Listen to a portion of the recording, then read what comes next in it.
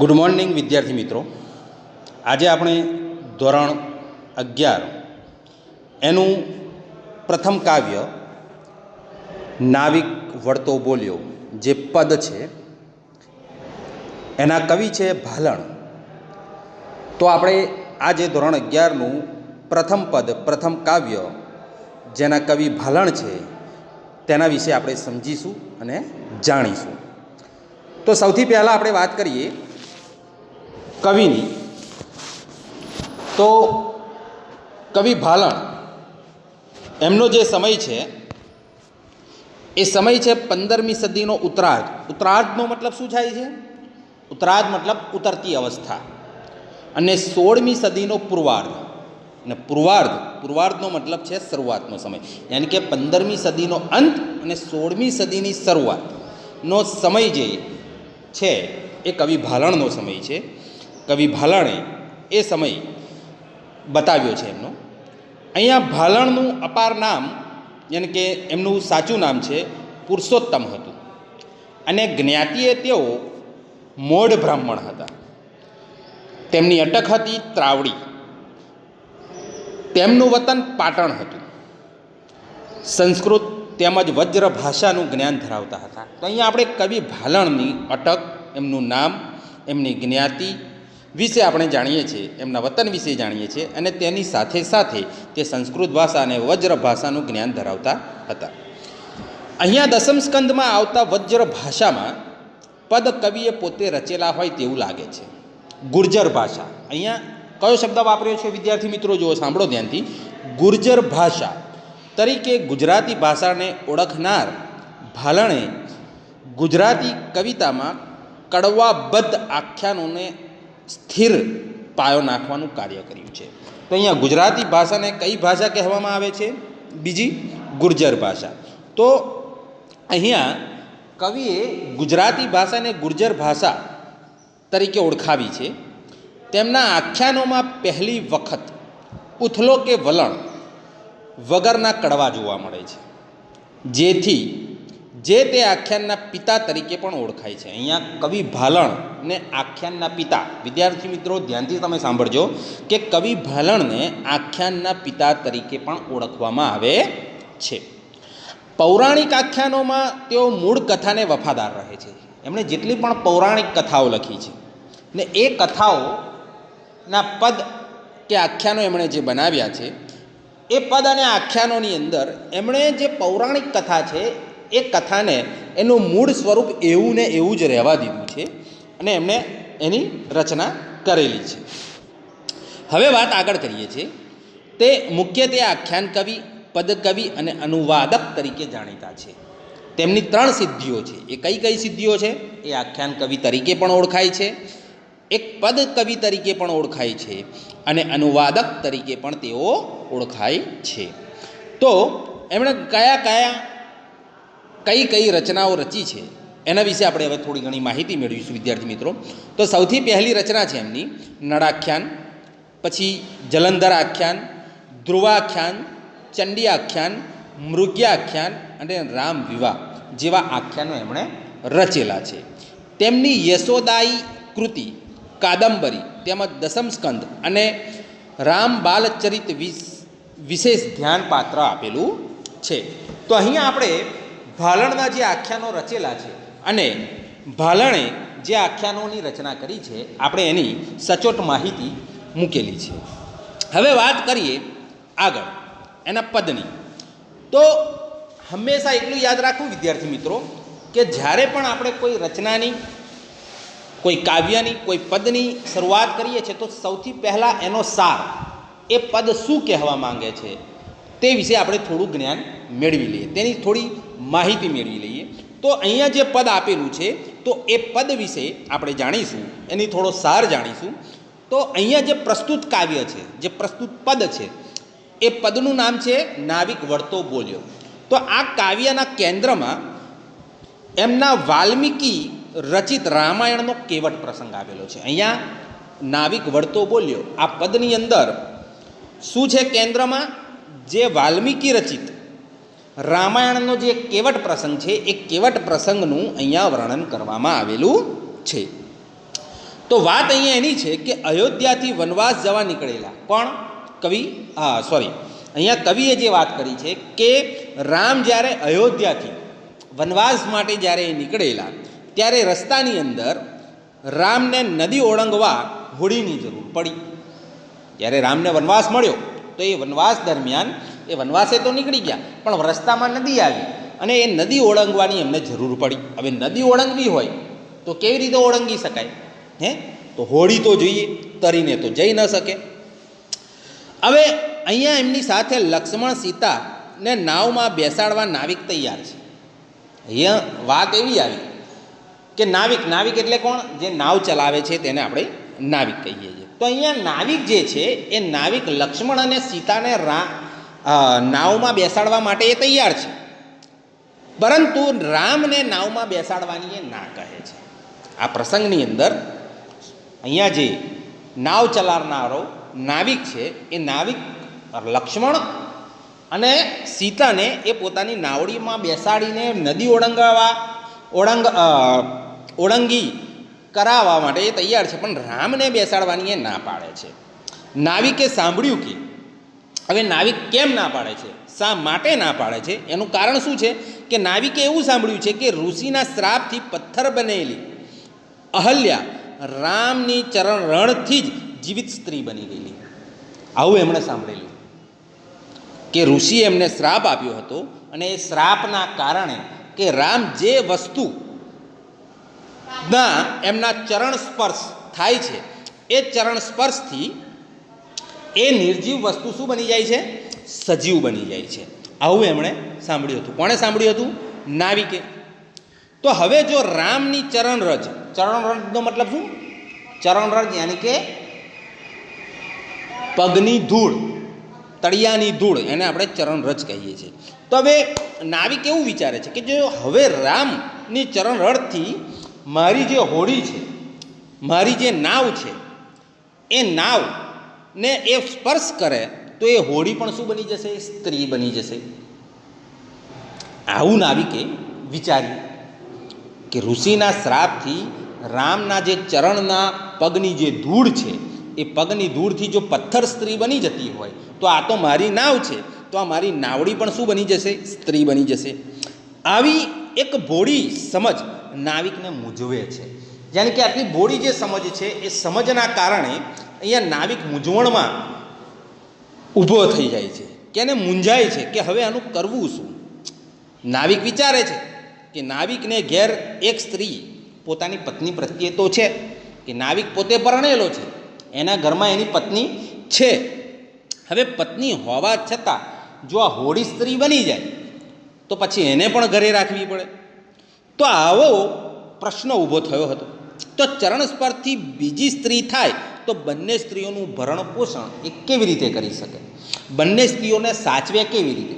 બંને સ્ત્રીઓની મનોદશાને એ કેવી રીતે સ્વીકાર કરી શકે? એનો અહીંયા પ્રશ્ન છે. અને સાથે સાથે બીજો એક પણ પ્રશ્ન છે કે એની સાથે આજીવિકાનું માત્ર એક જ સાધન છે. આજીવિકા મતલબ જીવન નિર્વાહ કરવા માટે, યાની કે પોતાનો ધંધો રોજગાર ચલાવવા માટે ખાલી ને ખાલી ફક્ત ને ફક્ત એક સાધન માત્ર શું છે? આ હોડી. ને હોડીથી જ પોતાના કુટુંબનું ભરણ પોષણ કરે છે. અને જો હોડી જ સ્ત્રી બની જાય અને એ પોતાની સાથેથી છીનવાઈ જાય તો પછી એ પોતાની આજીવિકા કેવી રીતે પૂરી કરે? એનું અહીંયા આ વર્ણન કરવામાં આવેલું છે. તો હવે વિદ્યાર્થી મિત્રો, આપણે કાવ્યની રજૂઆત કરીએ છીએ, કાવ્યની શરૂઆત કરીએ છીએ કે આ કાવ્યની અંદર આગળ શું થાય છે. અહીંયા મેં તમને નાની સૂની એવી કાવ્યની થોડી સમજ આપી, એનો થોડો ઘણો સાર સમજાવ્યો છે. તો હવે આપણે આગળ કાવ્યની શરૂઆત કરીશું કે આ કાવ્યની અંદર કવિએ અહીંયા નાવિક અને રામના વચ્ચે કયા સંવાદો થયેલા છે અને તેની સાથે સાથે એનો અંત કેવો આવે છે તેનું આ કાવ્યમાં આપણે આગળ જોઈશું. તો હવે આપણે કાવ્યની શરૂઆત કરીએ છીએ. તો કાવ્યની પ્રથમ પંક્તિની આપણે વાત કરીએ તો કાવ્યની પ્રથમ પંક્તિ છે, નાવિક વળતો બોલ્યો સાંભળો મારા સ્વામ. અહીંયા જો નાવિક મતલબ કોણ? નાવિક, જે નાવ ચલાવે છે. વળતો બોલ્યો, વળતો યાની કે જવાબ આપે છે, વળતો જવાબ આપે છે. જ્યારે કે લક્ષ્મણ, સીતા અને રામ જ્યારે એની હોડીમાં બેસવા આવે છે ત્યારે લક્ષ્મણ, સીતા અને રામે કહ્યું કે અમને આ નદી ઓળંગીને પેલી બાજુ લઈ જાઓ. ત્યારે એ રામ અને લક્ષ્મણને જવાબ આપતા કહે છે, રામને જવાબ આપતા કહે છે સ્વામ. સ્વામનો મતલબ સ્વામી, અર્થાત રામને જવાબ આપે છે, વળતો જવાબ આપે છે. એટલે કહે છે કે નાવિક વળતો જવાબ આપતા કહે છે કે સાંભળો મારા સ્વામ, કે સાંભળો મારા સ્વામી, મારા રામ, તમે મારી વાતને સાંભળો. સાથ સહુ કે નાવે બેસો, નહીં બેસારું રામ. સાથ સહુ કે યાની કે હું બધાયની સાથે, બધાયને સાથે બેસાડીશ. સાથ સહુ કે યાની કે બધાયને સાથે બેસાડી, નાવમાં બેસો. નહીં બેસારું રામ, કે હું ફક્ત ને ફક્ત રામને આ નાવમાં બેસાડીશ નહીં. હું લક્ષ્મણને બેસાડીશ, સીતાને પણ બેસાડીશ, પણ રામને બેસાડીશ નહીં. આવું કોણ કહે છે? નાવિક કહે છે. ત્યાર પછી બીજી પંક્તિની અંદર પેલો કવિ કહે છે કે વાર્તા મેં સાંભળી છે ચરણ રેણથી અપાર. નાવિક કહે છે કોને? કોને કહે છે? સ્વામ. સ્વામ એટલે રામ. રામને કહે છે કે હે રામ, મેં તમારી એક વાર્તા સાંભળી છે, મેં તમારી એક વાત સાંભળી છે. ચરણ રેણથી અપાર, કે તમારા ચરણોની જે ધૂળ છે એની મેં એક વાર્તા સાંભળી છે. અહલ્યા ત્યાં થઈ સ્ત્રી સહી, પાષણ ફીતી નાર. હે અહલ્યા, કે તમે તમારા ચરણ રેણથી એક પથ્થરને તમે સ્પર્શ કર્યો તો એ પથ્થર શું બની ગઈ? અહલ્યા સ્ત્રી બની ગઈ કે છે. પાષણ ફીટી નાર, કે પાષણ, પાષણનો મતલબ પથ્થર, ફીટી મતલબ પાષણને ફાટી ફોડીને, નાર, નાર મતલબ સ્ત્રી, કે પથ્થરને ફાડીને શું બની ગઈ? એક સ્ત્રી બની ગઈ. તમારા ચરણ રેણ જે વસ્તુને સ્પર્શે છે એ વસ્તુ સજીવ બની જાય છે. તો તમે પથ્થરને સ્પર્શ કર્યો, તમારા ચરણ રેણ પથ્થરને સ્પર્શ્યા તો એ પથ્થર ફાટીને એક સ્ત્રીનું રૂપ ધારણ કરી લીધું, એવું મેં વાત સાંભળી છે. આવું કોણ બોલે છે? નાવિક બોલે છે. હવે તેના પછીનો આગળની આપણે પંક્તિ ભણીશું. આ જીવિકા મારી એહે છે, આ જીવિકા મારી એહે છે, જુઓ મન વિવેક. તો અહીંયા નાવિક કહે છે કે હે રામ, તમે એ તો જુઓ કે છે કે ફક્ત ને ફક્ત આ જીવિકાનું મારું આ એક જ માત્ર સાધન છે. કયું? નાવ.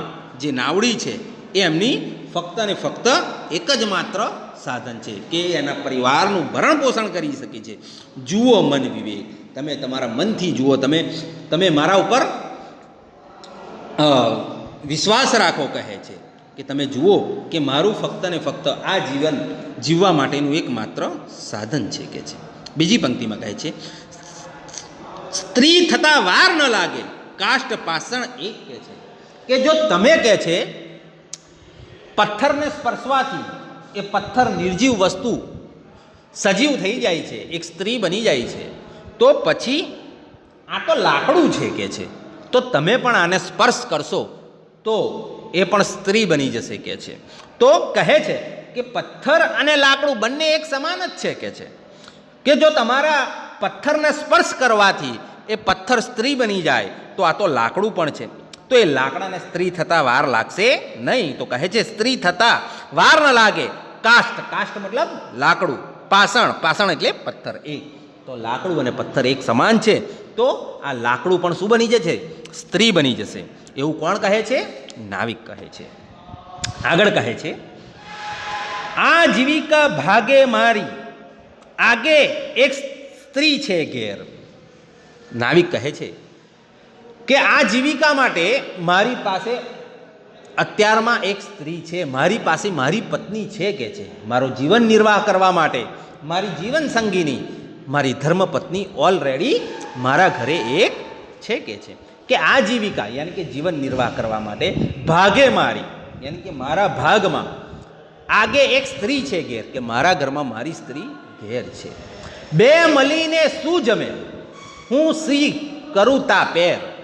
જો હું તમને બેસાડું તો આ નાવડી શું બની જશે? સ્ત્રી બની જશે. તો એ સ્ત્રીને પણ મારે ક્યાં લઈ જવી પડે કહે છે? તો ઘરે લઈ જવી પડે. તો મારી ઘરમાં તો એક સ્ત્રી છે અને આ નાવડી જો પણ સ્ત્રી બની જાય તો બંને સ્ત્રીઓ મળીને હું બંનેનું ભરણ પોષણ કેવી રીતે કરી શકું કહે છે? કે સી કરું તા પેર, કે બંનેની હું સાચવણી કેવી રીતે કરી શકું, બંનેને હું ન્યાય કેવી રીતે કરી શકું કહે છે. ત્યાર પછી આગળ કહે છે, હસી વિશ્વામિત્ર બોલ્યા ચરણ રેણે સ્ત્રી થાય. એટલામાં ત્યાં વિશ્વામિત્ર આવ્યા. એ હસીને બોલ્યા. કોને? નાવિકને. કે હે નાવિક, શું ચરણના રેણથી, ચરણના રજથી શું સ્ત્રી બની જાય કે છે? આ વાત સાચી છે કે છે? તે માટે ગંગા જળ લઈને પખાલો હરી પાય. જો તને આવો ડર હોય, જો તને આવી બીક હોય કે રામના ચરણ રેણથી, ચરણના સ્પર્શથી જો આ તારી નાવડી સ્ત્રી બની જતી હોય તો તું આ તારા રામના જળ, રામના પગ ગંગા જળ લઈને એને પખાલો, પખાલો મતલબ પલાળી નાખો, એને ધોઈ નાખો, સાફ કરી નાખો. આવું કોણ કહે છે? વિશ્વામિત્ર. વિશ્વામિત્રએ કહ્યું કે હે નાવિક, તું એક કામ કર કે છે, જો તને આવો વહેમ છે, જો તને આવી શ્રદ્ધા છે કે રામના ચરણ રેણથી સ્પર્શ થવાથી જો તારી હોળી સ્ત્રી બની જતી હોય તો તું ગંગાજળ લે અને એ ગંગાજળથી રામના ચરણને ધોઈ નાખ, પલાળી નાખ, સાફ કરી નાખ. હસીને હરી હેઠા બેઠા રામ અસરણ શરણ. કે ત્યાર પછી આવી વાત સાંભળી અને રામ હસવા લાગ્યા અને હસતા હસતા એ નીચે બેઠા. ક્યાં બેઠા? નીચે. હસીને હરી, હરી મતલબ કોણ? રામ. હેઠા બેઠા રામ. તો એ રામ હેઠા બેઠા, આશ્રણના શરણ સ્વરૂપ, નિરાધારના આધાર સ્વરૂપ એ રામ નીચે બેસે છે. નાવિકે ગંગાજળ લઈને પખાલ્યા ત્યાં ચરણ. ત્યાર પછી નાવિક ગંગાજળ લઈને આવ્યો અને એ ગંગાજળ લઈ આવીને રામના પગને ધોયા અને રામના પગને ધોઈ એ પછી એને સાફ કરી રામને પછી નાવમાં બેસાડ્યો. તો વિદ્યાર્થી મિત્રો, અહીંયા આ કાવ્યની અંદર એક નાવિક અને રામની વચ્ચે જે ભક્તિભાવ છે એ ભક્તિભાવનું પણ વર્ણન છે અને એની સાથે સાથે નાવિકના ભાવોનું પણ અહીંયા વર્ણન કરેલું છે. તો અહીંયા ભાલણનું આ જે પદ છે, આ પદની આપણે અહીંયા સમજૂતી પૂરી થાય છે. અહીંયા આપણે કવિની સમજૂતી પણ આપી, આખા પદની પણ સમજૂતી આપી. તો આ પદ પૂર્ણ રીતે પૂર્ણ થાય છે. હવે આ પદની અંદર જે પાછળ શબ્દાર્થ આપ્યા છે, એનું જે સ્વાધ્યાય આપ્યું છે, એ સ્વાધ્યાય પણ તમારે તમારી નોટબુકની અંદર લખવાનું છે. એની સાથે સાથે સ્વાધ્યાયના એક એક વાક્યના પ્રશ્નોના જવાબ અને મુદ્દાસર પ્રશ્નોના જવાબ પણ તમારે લખવાના છે. બરાબર છે? તો અહીંયા આપણે આ કાવ્યની પૂર્ણ કરીએ છીએ. તો વિદ્યાર્થીઓ મિત્રો, જો સમજ ન પડે તો તમે શાળામાં આવી અને મને રૂબરૂમાં મળી શકો